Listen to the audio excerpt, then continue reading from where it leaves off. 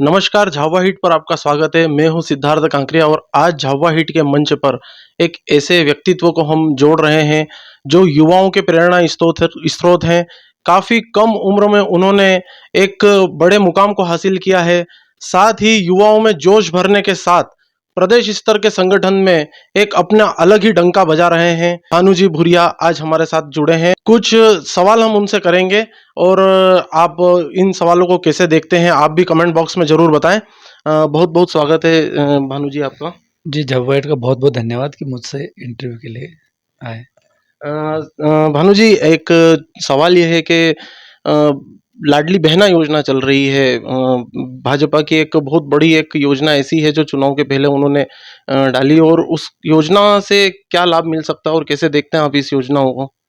निसंदेह माननीय मुख्यमंत्री जी की जो हमारी लाडली बहना योजना है, एक बहुत महत्वपूर्ण योजना है। भारतीय जनता पार्टी की सरकार हमेशा से नारी का सम्मान करने में कभी पीछे नहीं रही। इससे पूर्व भी माननीय मुख्यमंत्री लाडली लक्ष्मी योजना के माध्यम से हमारी बहनों को सम्मानित कर ही रहे थे। लेकिन ये उनकी संवेदनशीलता है कि उन्होंने देखा कि हमारी बहनें उनकी आवश्यकताओं की छोटी-छोटी चीज़ों की आवश्यकताओं की पूर्ति के लिए उनको घर के किसी व्यक्ति के पास हाथ ना फैलाना पड़े। ऐसी गंभीरता के साथ ध्यान करते हुए उन्होंने हमारी बहनों को प्रतिमाह ₹1000 देने का जो फैसला किया और अभी 2 महीने का हमारे लगातार 10-10 तारीख को डल चुका है और वो लगातार बढ़ते-बढ़ते 250-250 बढ़ते ऐसे करके वो एक समय वो ₹3000 प्रतिमाह हो जाएगा। निश्चित तौर पर हमारी बहनों के लिए सम्मान है। ये जो योजना लागू हुई, तो निश्चित तौर पर कांग्रेस कहीं न कहीं थोड़ा-सा अपने आप को मूवमेंट में देख रही थी, लेकिन जब से ये योजना आई, तो कांग्रेस धरातल से बिल्कुल गायब-सी हो गई है। इतनी शानदार योजना है, इससे भारतीय जनता पार्टी को आने वाले समय में बहुत फ़ायदा होगा।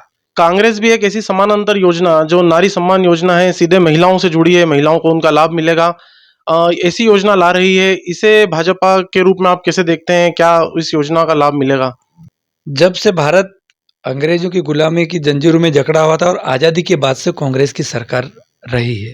लेकिन तब से लेकर आज तक उनको हमारी बहनों का, माताओं का, स्त्री शक्ति का कभी सम्मान करने का नहीं सोचा। आज जब हमारे माननीय मुख्यमंत्री इतनी बड़ी योजना लेकर आए, तो एक जो कमलनाथ जी है वो नकलनाथ साबित हो रहे हैं और वो एक नारी शक्ति या नारी सम्मान योजना लेकर आ रहे हैं। अरे जब आपने इतना समय हो गया तो आपने कभी हमारी बहनों का सम्मान नहीं किया और आज आप जनता को गुमराह करने के लिए एक चुनावी ढकोसला दिखाने के हिसाब से नारी सम्मान योजना लेकर आ रहे हैं, बिल्कुल गलत है। और अब आप सबने हमने देखा है कि ये जब अल्पकाल के लिए मतलब सवा साल के लिए जब ये मध्य प्रदेश के मुख्यमंत्री बने थे, तो इंदौर में एक कोई आयोजन हुआ था और उसमें हमने देखा था एक हीरोइन के किस प्रकार से वो उनके साथ उनका फ़ोटो वायरल हो रहा था, मैं बोलना उचित नहीं समझता हूँ। तो वो उनकी मानसिकता, उनकी सोच नारियों के प्रति कितनी सम्मानित है, ये वहीं से साबित होता है। एक बड़ा सवाल है। संगठन में हमेशा ये माना जाता है कि जो जिलाध्यक्ष पद पे है या जो बड़े पद पे रहता है उन्हें विधायक का टिकट नहीं मिलता है और बार बार यहाँ पर जब प्रदेश के नेता आते हैं तो वो कई बार संकेत दे चुके हैं कि यहाँ पर अगर जरूरत पड़ी तो हम जिलाध्यक्ष को भी विधायक का टिकट देंगे। इसकी इसे कैसे देखते हैं आप? भारतीय जनता पार्टी हमारा एक संगठन है, विचारधारा है।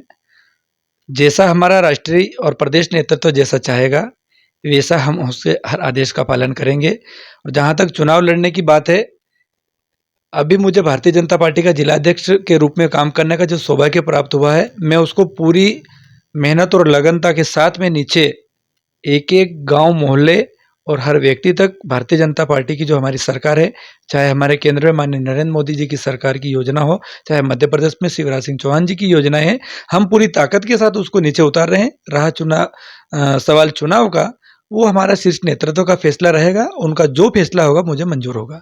भानु जी, आप मैदानी स्तर पर जब जाते हैं, युवाओं का विशेष लगाव रहता है। देखा गया है आपकी गाड़ी रुकती है, युवाओं की फ़ौज आपके पास खड़ी हो जाती है। हमेशा आप युवाओं के चहेते रहे हैं। तो आगामी दिनों में जो चुनाव होने वाले हैं, उसमें युवाओं की क्या महत्वपूर्ण भूमिका रहेगी और कैसे आप उस सेना को आप एक सशक्त रूप से आप साबित करेंगे चुनाव के लिए? क्या देखते हैं आप इसको युवाओं को लेकर? देखिए, यहाँ पर झाबुआ जिले की राजनीति में कांतिलाल जी भूरिया एक लगभग 45 साल से सक्रिय राजनीति में निर्वाचित जनप्रतिनिधि बन के विधायक रहे हैं, सांसद रहे हैं, मध्य प्रदेश सरकार में कैबिनेट मंत्री रहे हैं, केंद्र सरकार में 10 साल तक कैबिनेट मंत्री रहे हैं।